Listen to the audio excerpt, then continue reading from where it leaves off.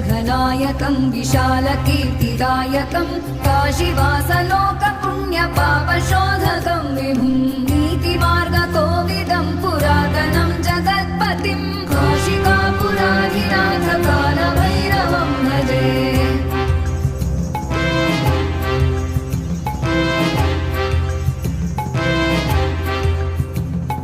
कालभैरवाष्टकं पठन्